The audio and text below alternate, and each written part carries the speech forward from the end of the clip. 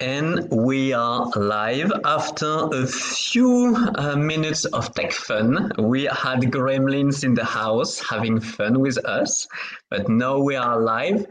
Thank you guys for joining. If you are here, we would love to know where you're watching this show live, or if you're watching it from the recording, if you are a replay team. In any case, I'm super excited to have with me Jay, the sales ninja.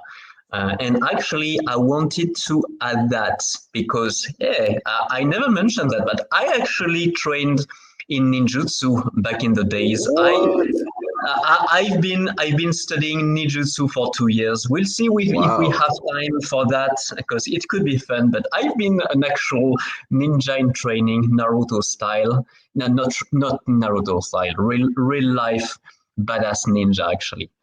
But Amazing. before I introduce you my way, I would love for you to say a few words if you want. And we have Mark Ramsey, your good friend that just joined. Hey, Mark. Hey, So Mark. yeah, and Isabelle Fortin. Nice, good to have you as well, Isabelle. Thank you. So yeah, Jay, if you want to just say a few words, be my guest. Absolutely. Thanks so much for having me here, Kevin. Can you guys hear me okay? Okay. Yeah, thanks for having me here. And thank you for all of our LinkedIn viewers and the people who are watching live in the replays.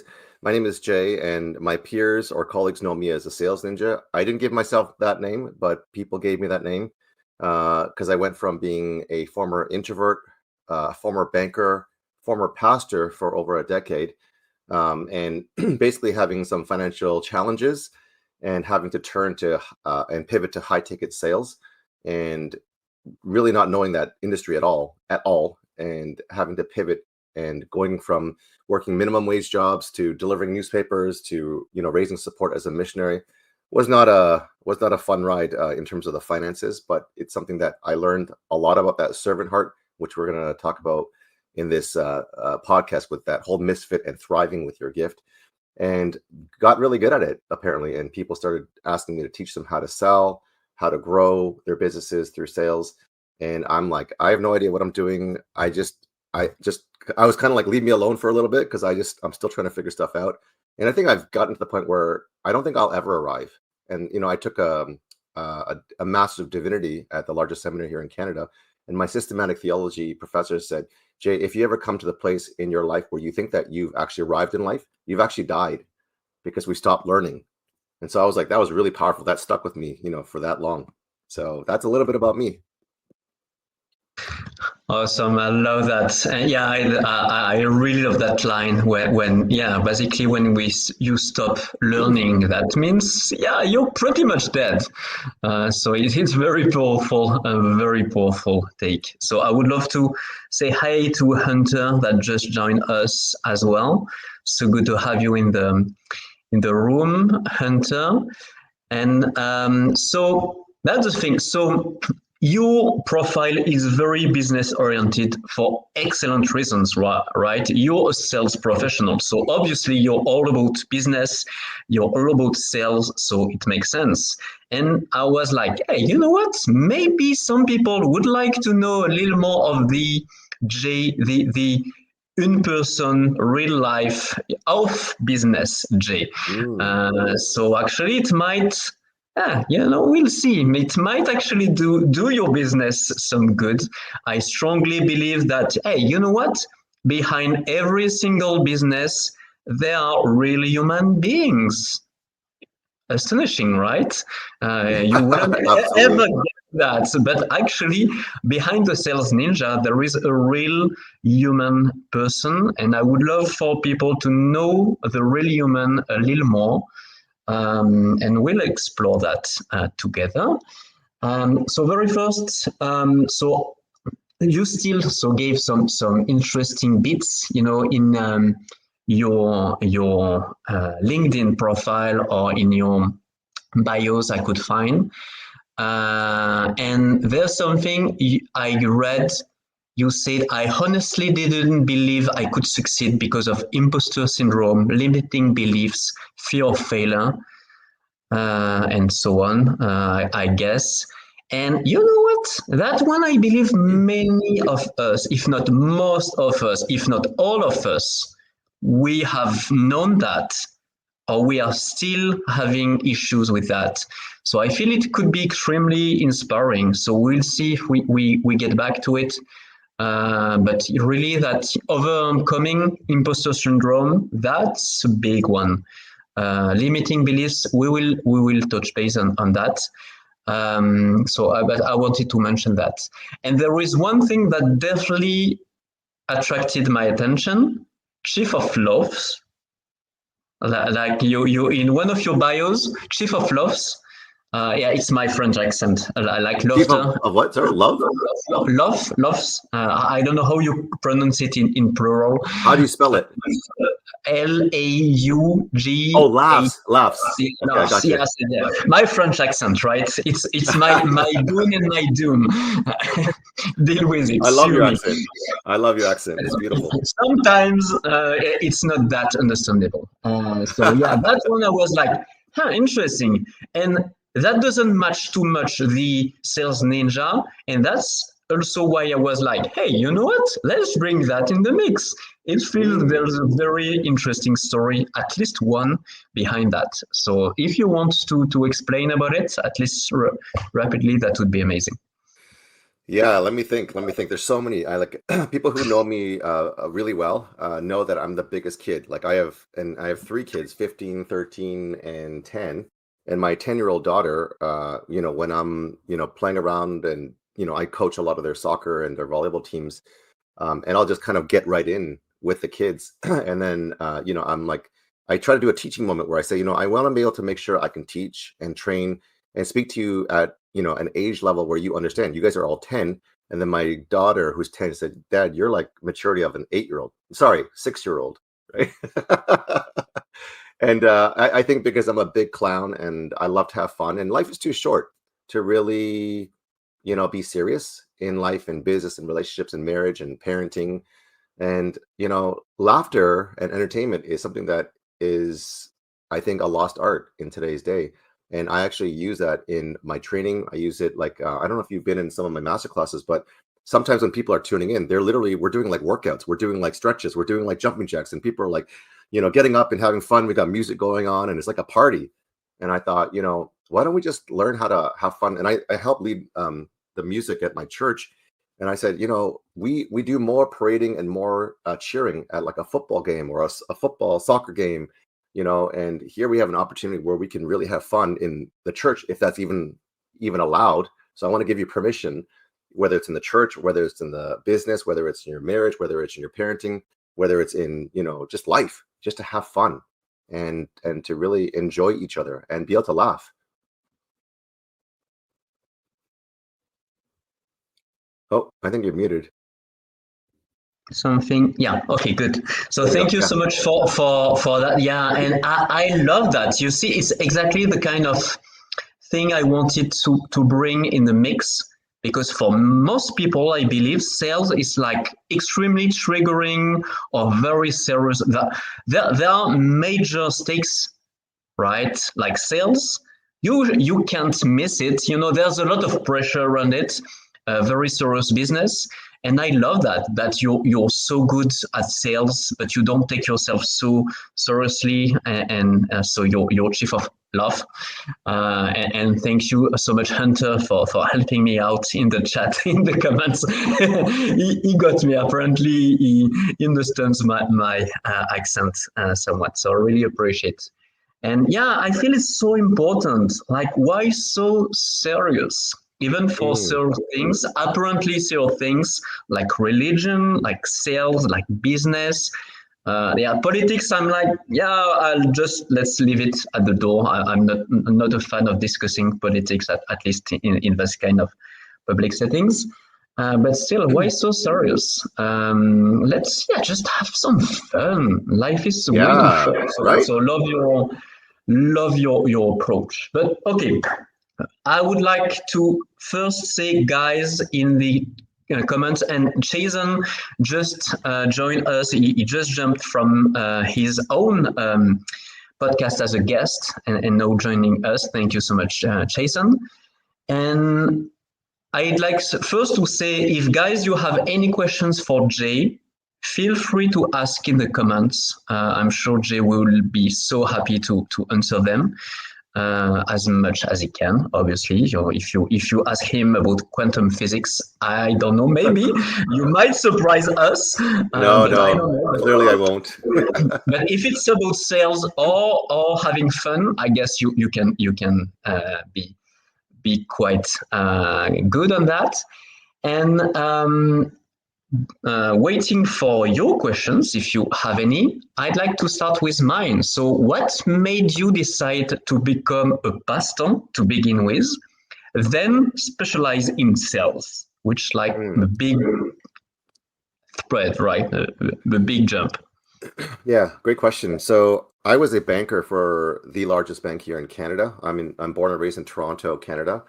And thank you, Chasen. I don't know how to pronounce it, but yeah. So I started off as a banker, and the irony of it is I didn't want to be a banker or a pastor. If I was to choose the two occupations or careers I don't want to, as the last and the bottom of my list, it would be a pastor and a banker. The reason why I didn't want to be a banker was because I looked at like the corporate structure, the opposite of the chief of laughs, pinstripe suits, briefcase, and everyone's like walking in the matrix and just going. The company that I was working with is 70,000 plus employees. I was on the 23rd floor in the head office, and it's like this corporate rat race, for lack of better words. And don't get me wrong, I actually really enjoyed it. I loved it. I thrived in it. But after 5 years of growing that corporate ladder, it just dawned on me. I got my calling to pastoral ministry through a cartoon. See, this is how much of a kid I am. I don't like to read books. When I went to seminary, I had to read, 500,000 page books, and I literally would be stuck on one line, not even a paragraph, for like an hour because I couldn't understand it. And it was so complicated. I would literally fall asleep because it was like, this is so difficult, or it's so boring. And that's the same thing with school and education. I just didn't really understand the whole educational system. And I just like, can someone just teach me life? Can someone teach me, how to fix, my home? Can someone teach me how to do an oil change? Like things that I'm going to actually do in real life. So I went into banking only because when I came out of my undergrad in university, I asked some friends to give away some resumes. We had job fairs back then, not even online stuff.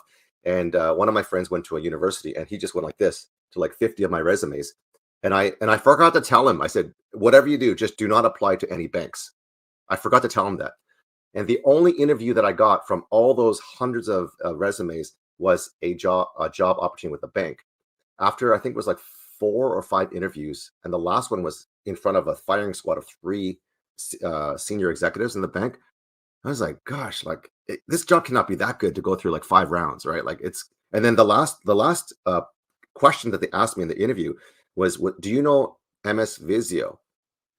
And then I just remembered someone that I know. I won't call him a friend because it's probably too not. I don't want to give credit for that much. I know a person who actually lied their way into the bank system because they said they knew a certain, I don't know, tool or software or something like that. And that's all I could think of when they said, "Do you know MS Visio?" But at the same time, I was like so confused. I was like, "Is that a person? Is that a tool? Is that a software?" I had no idea what it was. And I came to realize that it's Microsoft Visio, which is a process mapping, flow charting diagram software. But that's how foreign it was to me.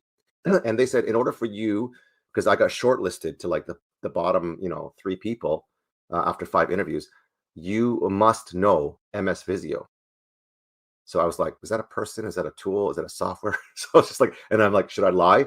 So I was like really struggling. And I was like, I really, really, really, I think I want this job because I've got nothing else. And I said, this is like the downfall of what I thought would be like the worst move ever, because the other guy that I knew got a job and it was really good paying. And here I am saying, I'm really sorry, guys. I have no idea what MS Visio. I don't know if that's a person. I don't know if that's a tool. I don't know if that's a software program. And they explained to me, oh, okay, because the other candidates know MS Visio, which is Microsoft Visio, which is a process mapping workflow diagram software. I'm like, I can't believe you said that in one breath. And they all chuckled and laughed because I'm like, that sounds all complex. And then I think to my saving grace was, I may not know what the other two know, but I can almost guarantee you that if you give me the opportunity, not only will I learn it, I will master it, and you will not regret your decision. And I didn't know this program. And I basically, this is like my only out. I had nothing to lose. I had nothing to get. I had all to gain. And then they said, we'll get back to you. Don't call us. We'll call you. You know that phrase. And they said they were going to call me on the Monday, which was like, several days after the interview, because they had to do all the debriefing. Monday came, nothing. Tuesday came, nothing. And then I was laying at my, at that time, it was analog rotary phones, right? I'm dating myself here. And I was sitting down. It was a summer time. And my mom was like, why do you keep laying down beside the phone? Go and cut the grass. Go and play sports. Go, like, stop. And I said, Mom, they were supposed to call me. And she said, when? I said, Monday. She says, it's Wednesday today. Clearly, you didn't get the job. And if they did want you, they would have called you. And I'm sure they would have called you back and left a message. But I was so stuck on trying to like get that job. I was stuck on trying to like make sure that I can make it work. And then it was at that point where I prayed to God. I said, God, I'll do whatever you want me to do. Clearly, if it's not your will, then it's not your will. So then I went to lunch with a friend, one of my best friends, at a Chinese restaurant. And then I just told him, I just want to really be able to submit myself to God's will and do whatever He wants me to do. And I just kind of surrendered. I'll put my white flag up here, and I just surrendered. I just put the white flag up. But the amazing thing about this flag, is Kevin and friends, is that this is a checkered flag. When the Grand Prix formula in the racing of the cars, the black and white checker flag is not only, it's not a sign of surrender for me with the white flag, but the black is like, I'm going to cross the finish line, right? I'm going to cross the finish line with God. And what happened at the moment that I just gave and surrendered my will, and I said, God, I give up and I surrender to your will, is at that point I got a phone call, and it was the HR director from Royal Bank. And I'm like, and he's like, is that Jay Lee? I'm like, yes. And I'm like, do you have a moment? I'm like, yes. And I was choking on my, noodles, I'm sure it was at the time. And he says, welcome to the Royal Bank. You just got the job. And I was just like, what? And so after climbing that corporate ladder and just really, really doing well and enjoying that, I felt really like God was calling me outside of that. And you can imagine, I come from a Korean Canadian immigrant family where my parents have broken their backs and bent over backward to give me a life that only, I could dream about, because they sacrificed their country and their upbringing, their education, and they moved to Toronto in a language that they didn't know, with people, friends that didn't have, and money that they didn't own at the time. And they had to get re-educated and work 2 or 3 jobs at a time. So me going from this banking job, which is like, hey, my son made it, it was all worth it. And then I saw a cartoon caption, God works in mysterious ways, amen. And I saw the cartoon caption on the 23rd floor, and the first of the two captions was archaeologists mining ruins, right? And then the second caption, which is in the future, was under the ruins they found cubicles, all these cubicles, which is exactly I was looking at the cartoon caption at a cubicle, because the cartoon was posted on a cubicle. And my heart just sank, and I just felt like God was calling me outside of the banking world and into full-time pastoring. And you can imagine, I'm making good money. I'm, going up the ranks. My vice president gave me a $10,000 raise on top of bonuses, on top of employee, stocks, and just really, really good stuff. And my parents are just like not happy, and I'm like kicking and screaming, because I'm like, I don't want to go, because this is so good. And I'm kind of like, it's not like I've plateaued or I've kind of like am going downhill and then this is my exit to jump. It's like I'm going up. When you're rising as a star, that's not the time to go. You got to ride that wave, in my opinion. And so I was really, really saying like, I don't really want to do this, but if it's your will, I will follow your will. And I remember, if you guys watch Korean drama, K-drama, my mom was in a brand new Volvo, and my grandmother had just passed away, and we were entering into the graveyard site because we are going to come to visit her for a memorial service. And I remember, breaking the news to my mom in her brand new Volvo, because they worked, 25 plus years to make it, the American or the Canadian dream.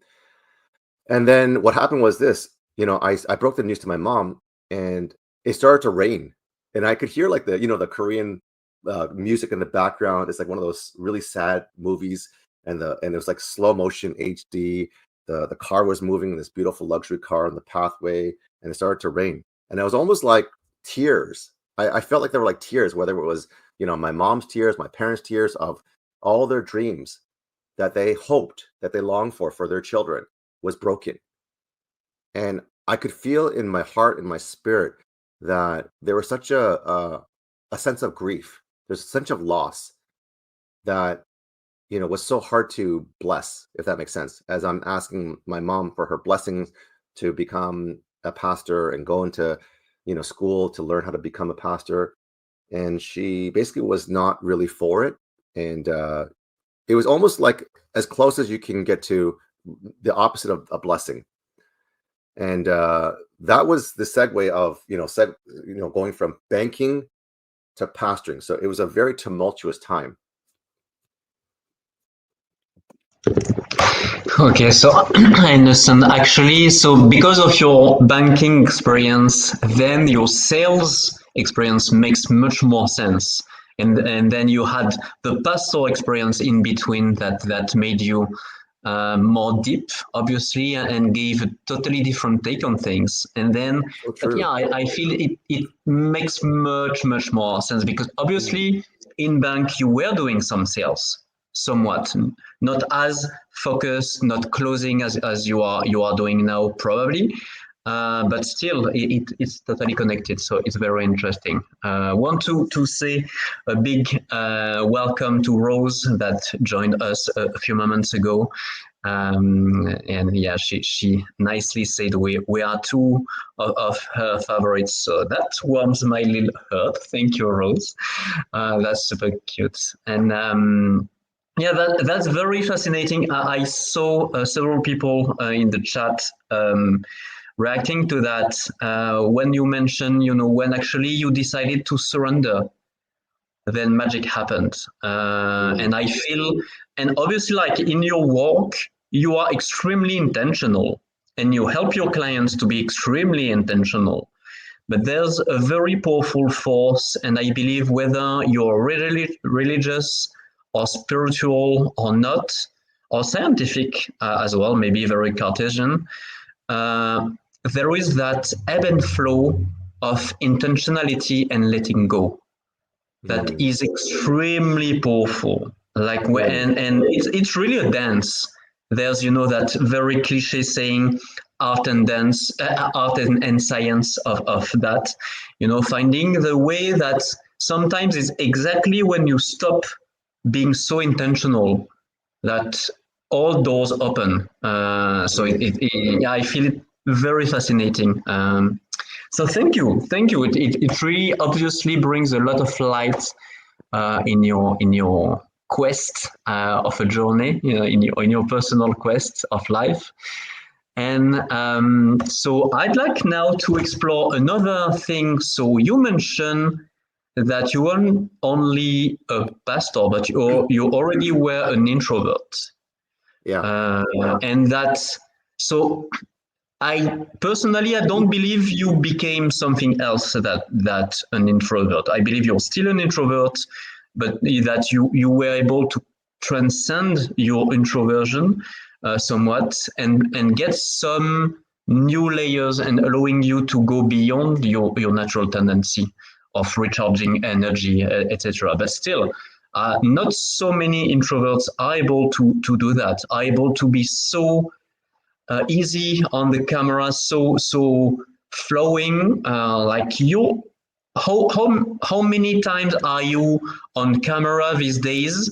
Like roughly every week, like probably like 15, 20 times a week, I would assume. I'm not sure about that much, but I'm pretty much on daily, and I've been on over 100 podcasts in the last year or so? Well, I mean, not just shows and podcasts, but also calls with clients, Oh yeah, which yeah, is yeah. Oh yeah. another way to, like, not so many people are able to do that. Like, it's always a stretch, right?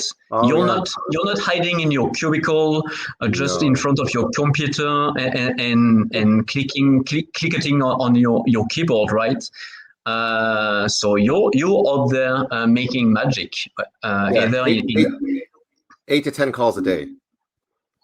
So every day. So we're talking see, like yeah. 40 to 50 calls a day. So Sorry, a someone week. 40 to 50 calls a week. Sorry, my bad.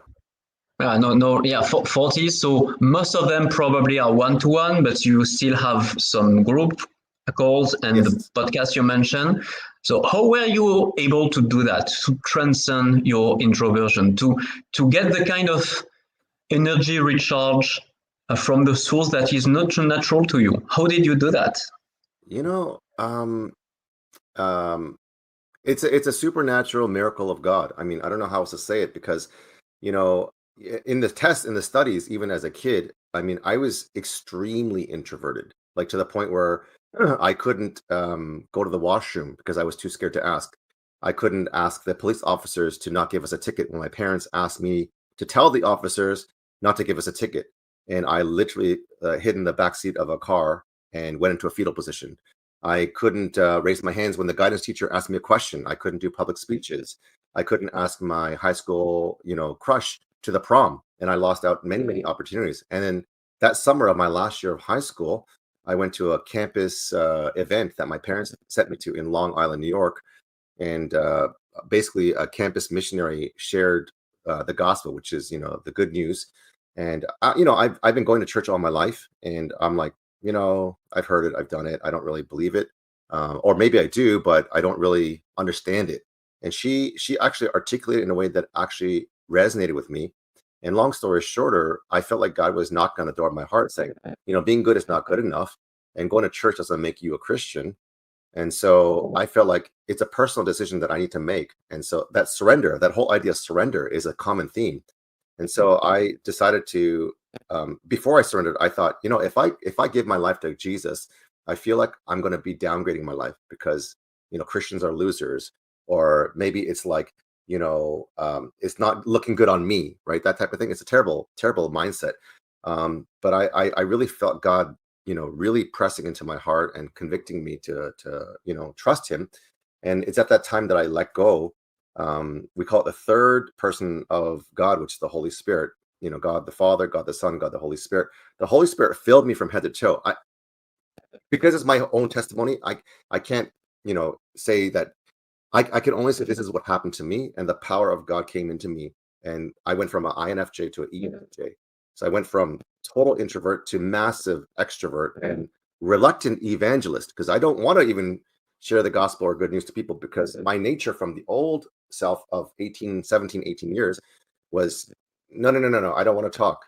But in that moment on August, of that summer, at the age of 17, right before my birthday, God transformed me supernaturally. My parents didn't recognize me. My friends didn't recognize me. My teachers didn't recognize me.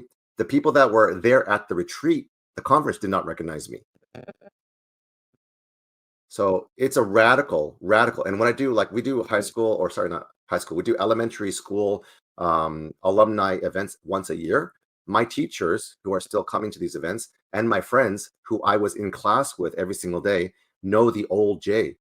And they're like, how are you on social media? How are you in front of podcasts? How are you speaking at summits? How are you doing what you do? Because we don't know how you're doing that, because when we knew you, you were nothing like that. And I can only attribute the power of God in my life as the benefactor, or the reason why I can do what I do. Not because I'm trying to muster it. I gain energy from people. I used to like hide away from people or have to take long naps. Like, I'm complete opposite. I love feeding off of you and the people. If we had a stage here, I'd be feeding off the stage, right? A rock concert, have fun, let's go, That's absolutely fascinating. Thank you so much for sharing that. And on a low note, it might be quite disappointing for our fellow introverts that we're expecting, some Uh, magical trick, some actually not so magical trick, something like, okay, what strategies, what tactics, what could I I know. do to be like you? And okay, you better pray harder, guys. And I'm not even sure it will work. And personally, I'm not religious, so I know in my case it wouldn't work. But actually, what you mentioned with the spirit. So I call it higher self. To me, it's the same. You call it however you want. To me, Yeah. it's the same. All religions, all cults, or spiritual path to me are connected somewhat. You might call it differently, but to me, Yeah. it's the exact same. Yeah. It's energy and magic. That's it. However you call it. But yeah, that's very inspiring. So you were literally blessed. So I'm super happy for you. That's very very impressive. I'm as shocked and surprised as you all are. And okay, I would like guys to remind you if you want to ask any questions to Jay, he will happily do his very best to answer. If you have no questions, you have no questions, no pressure. But come on, we still have a little less than half an hour together, so you might use that opportunity if you want to. Because yeah, I'm taking the personal scenic route with Jay, right? But he's still a sales ninja. He's extremely good at what he does. You might want to ask him a few questions, a few professional tricks, or ask more personal questions if you want to go deeper into something. You just do you.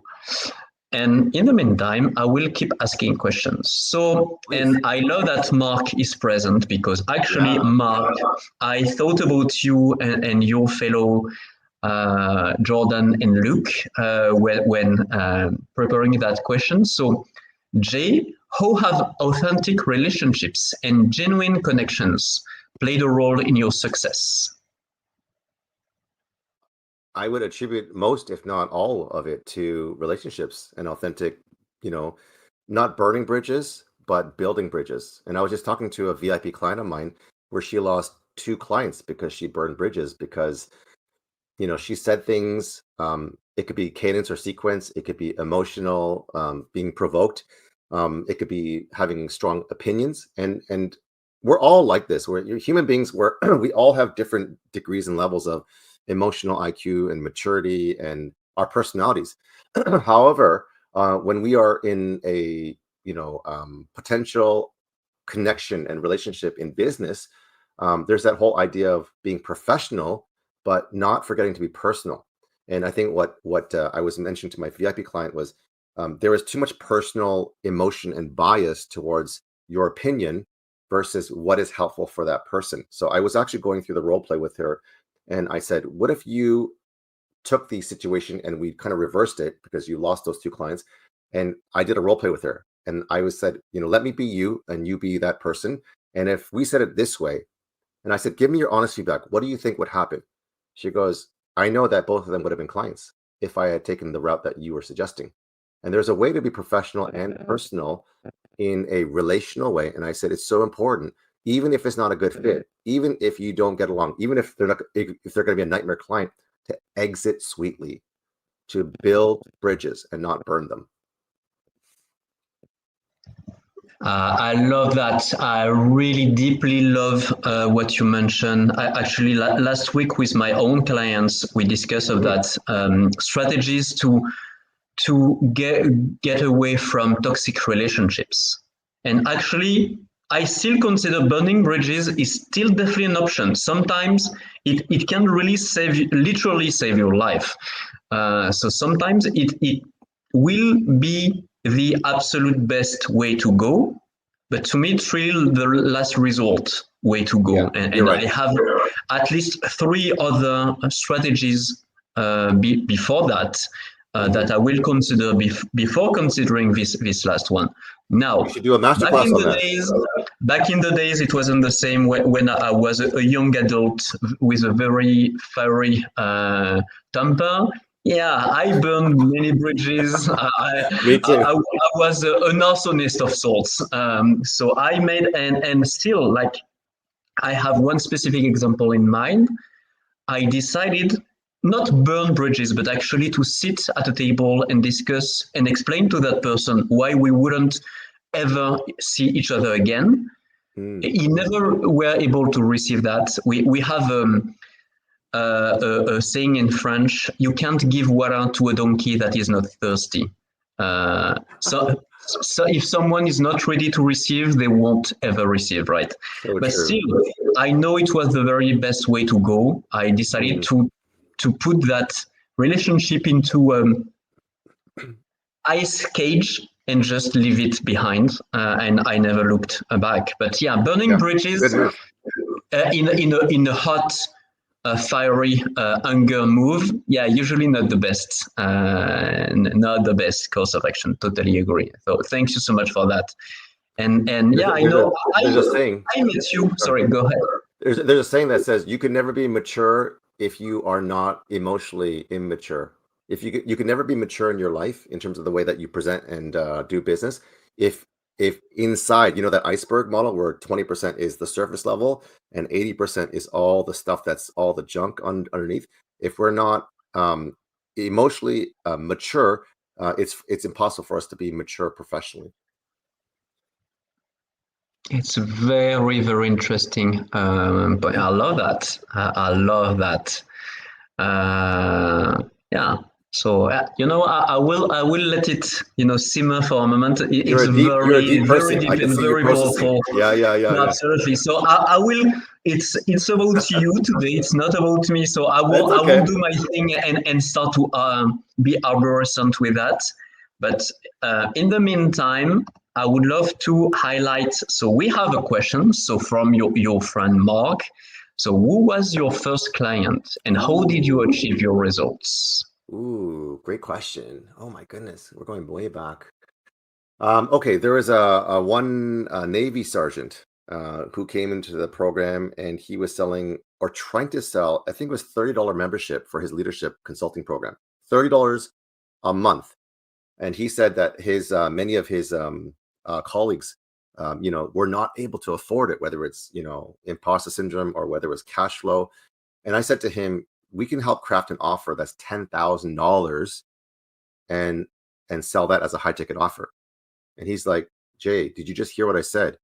I cannot sell a leadership program for $30 a month, and you're asking me to charge $10,000. And I just thought, yeah. And I didn't think like that is that difficult. And for him, it was like a quantum leap of like, we didn't even get to $100 a month or $1,000 a month. You went literally from zero to a 10,000 in one conversation. And so I helped him stack his offer. I looked at his assets and his resources and his skill and his, he's like a leading sergeant in the Navy for many, many, many years. And he's in leadership at all levels and all fronts. And I said, all you got to do is leverage your experience, leverage your results, leverage your experiences with the people that have worked with you. And then we can stack the offer this way, A, B, C, D. And then he's like, okay. And then so in his Jeep while eating his turkey sandwich, he presented the offer for the first time for $10,000. Remember, he couldn't sell a $30 leadership consulting. And the person said, where's the link? I'd like to do a paid in full for 10,000. And then he literally choked on his turkey sandwich and had to mute himself because he was in his Jeep closing this $10,000 deal. And I think that month, that first 30 days, he made about $15,000. So that was pretty cool. So this was your first client. Yeah. So your first client, you 300x his results, basically his Oh, is that expectations. okay?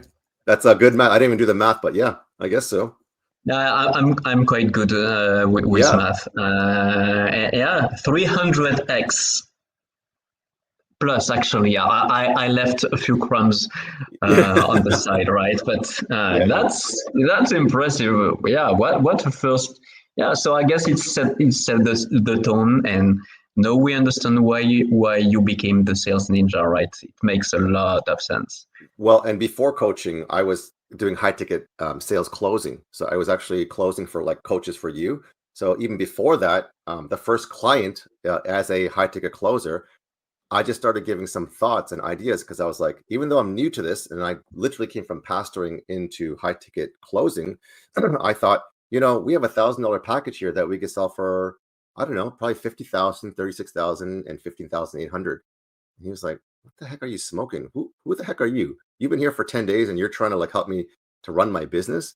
And long story short, he said, "I'm going to throw some appointments to your calendar just so that you can try to present this and pitch this.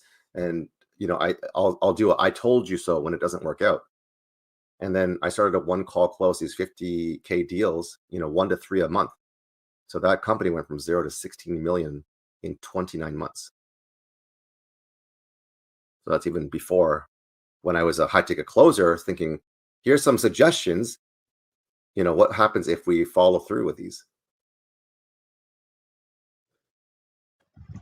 So that's another example of 1,000 to 50,000, whatever that amount is. 50,000? I don't know. So yeah, it would be 50x, but yeah, it's still very, very impressive. And yeah, that's amazing. And you know what? I was reflecting on that, and I was trying to, so because yeah, I'm neurodiverse. I have a very arborescent thinking. I tend to always connect things ideally when they appear to be absolutely not connected. I love creating Frankenstein monsters, basically. Yeah. One of my kinks. And yeah, actually, I feel what at least one of the links between your time as a pastor and your time as a closer and a coach is inspiring people. Because I don't believe, I might be wrong, but I assume you weren't the kind of missionary that imposed religion on people, like Cortez in Mexico back in the days. I don't feel you were that kind of missionary or pastor. So I feel you were more the inspiring kind. So at least I would love to. It definitely more matches the Chief of Love's title. So I feel, yeah, inspiring would be a very interesting connection. Yeah, Yeah. that's exactly what you help. Your client, your first coaching client. You inspired him to go beyond his glass ceiling, several at once, actually. Hmm. Yeah. I do a lot of sports and sports coaching. And when we were in Nicaragua, I brought 20 high school students for a missions trip. A lot of the people there, the kids, they play soccer.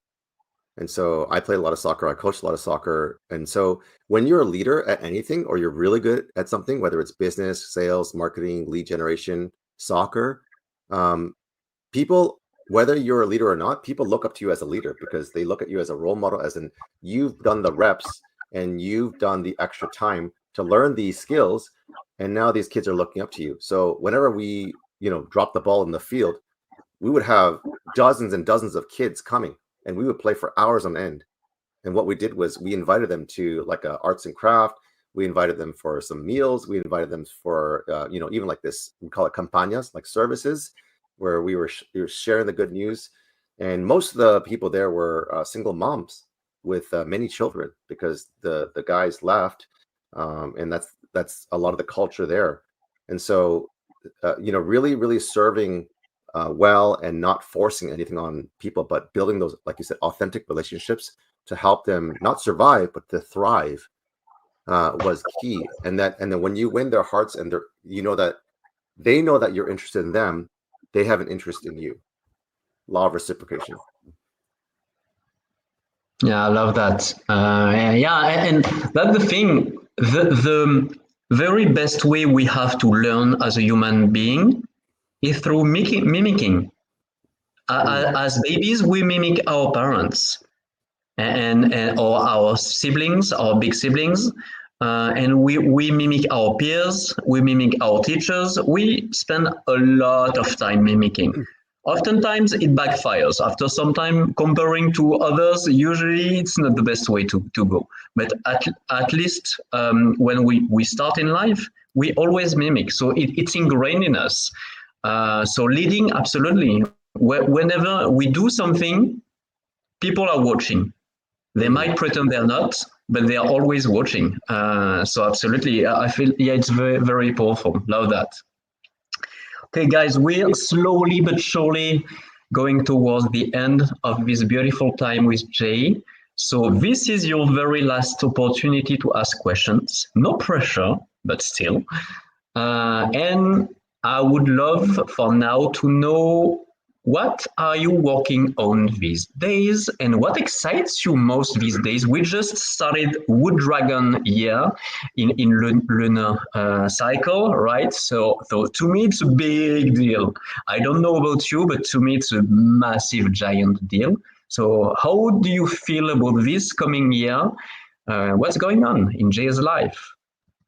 Back to the whole building bridges and working on those authentic relationships. Just to bring a bookend close to the story with my parents, who were really um, not happy with me going into pastoral ministry after coming from the banking.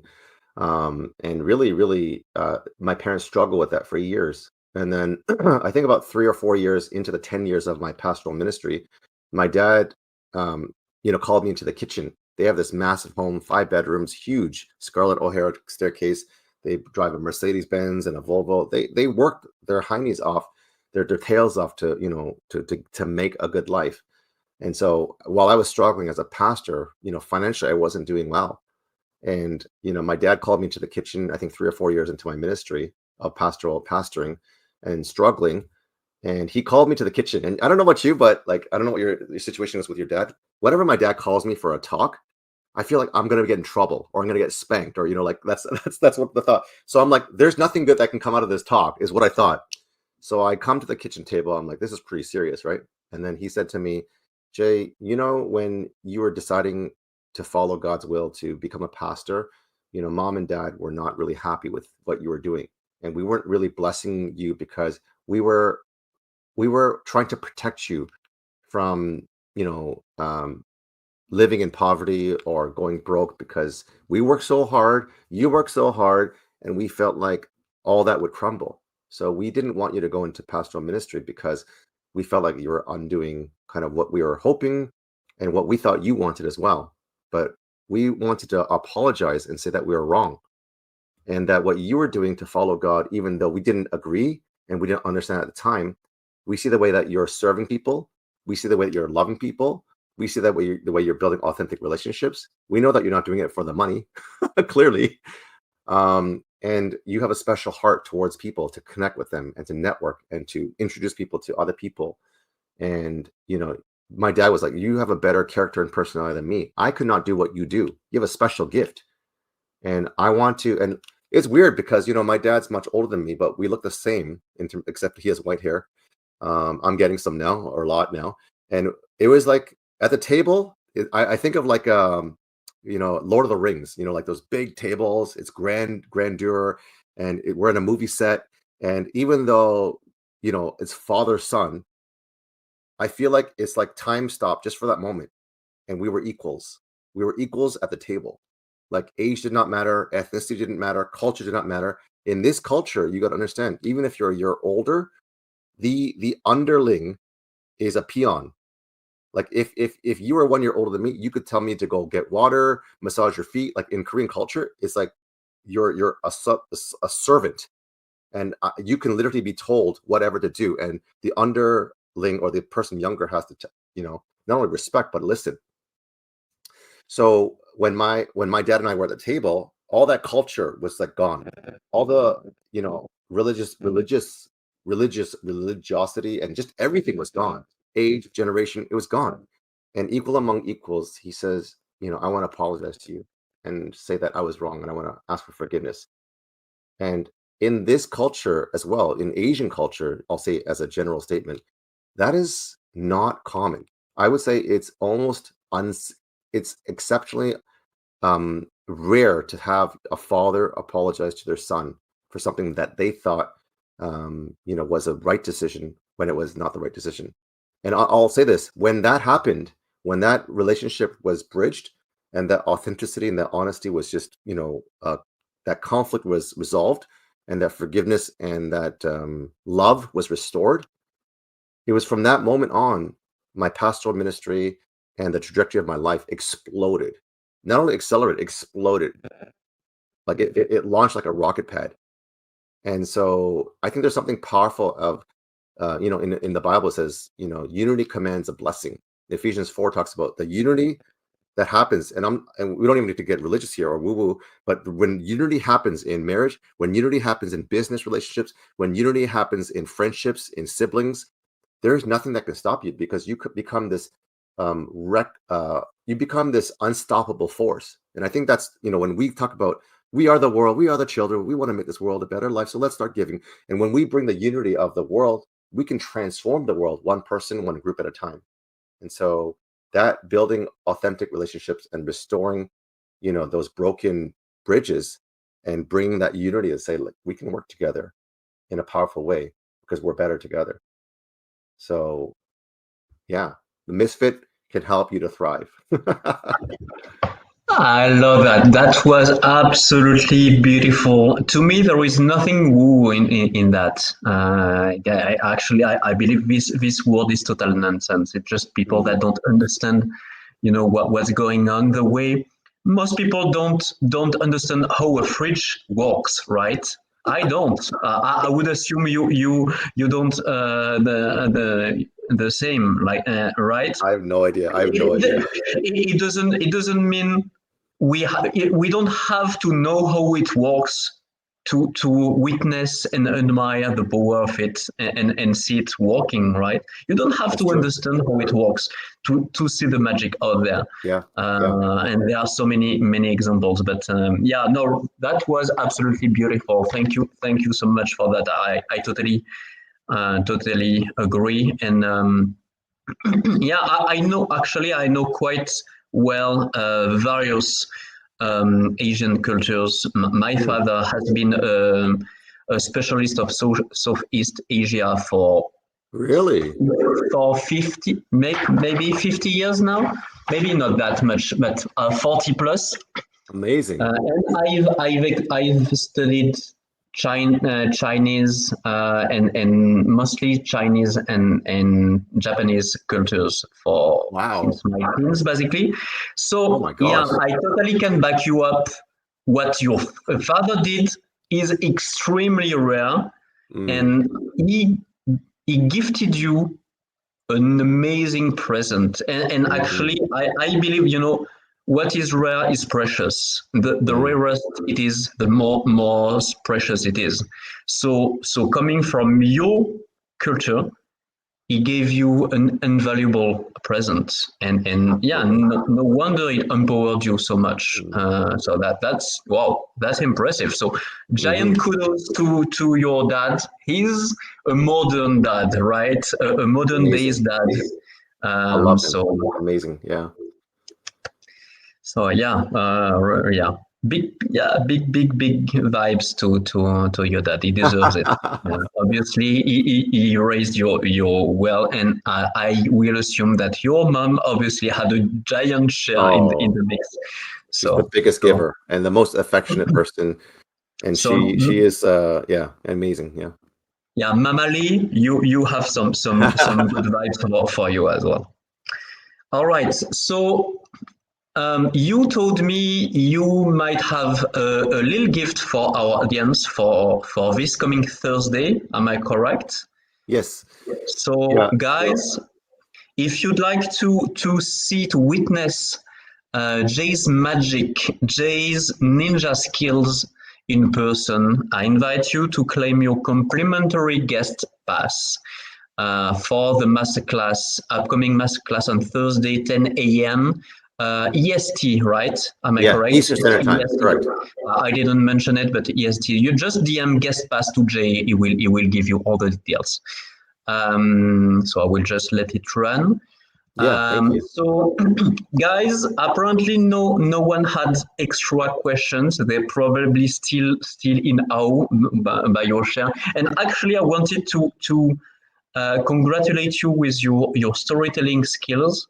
Actually, when our in previous calls with you, I didn't notice it, and I feel they are even more powerful when you tell personal stories and when you go you drop the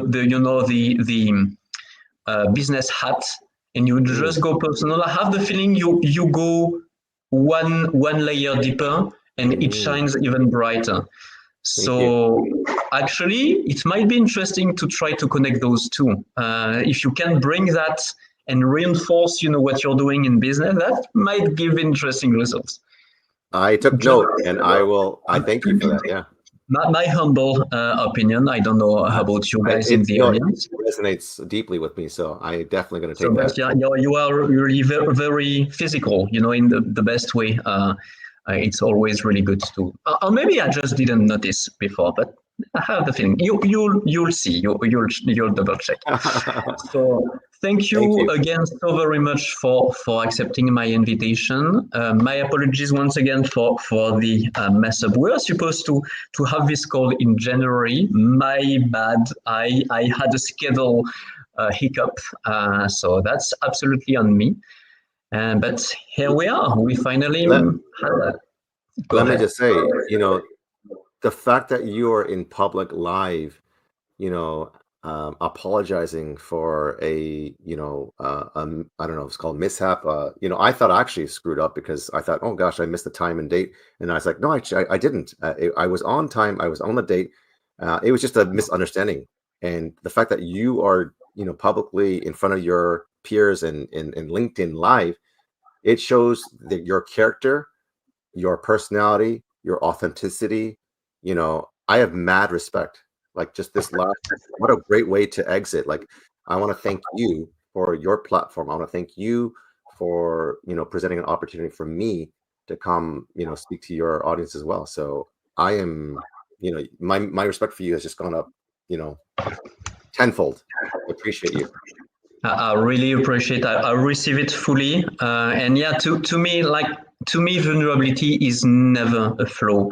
It's always a powerful strength, and we better own. And like especially for us men, it tends to come more difficultly. Big kudos to So women. true. Usually, it gets more easily to them. Us, we Yeah, have so much work to do in that direction. So yeah, so one step true. at a time. But yeah, I really really appreciate your kind words. So thank you so much.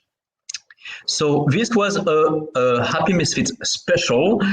So tomorrow we'll have my regular show with Christine Vaughan. We'll go into human trafficking and survivors. That's gonna Whoa, come be on. a heavy topic, and What? she's a fierce defender of survivors, human trafficking survivors. So and you know what? The best is she's a lot of fun. She's absolutely amazing. She's absolutely thriving despite, or maybe thanks to her harsh experiences. So, guys, if you want to have a taste of Christian, it's gonna be tomorrow at 11 a.m. Wow. EST. I And want to watch if you that. are free on Thursday, join Jay for his amazing opportunity. Join Jay in his Sales Ninja Masterclass, 10 a.m. EST. Just DM Jay and he will let you in. So thank you again so much, live or in the replay. Thank you 1,000 times, Jay, for accepting my invitation. That was fabulous. You're amazing, and see you very soon. Thank you so Bye much. bye, That was a guys. lot of fun.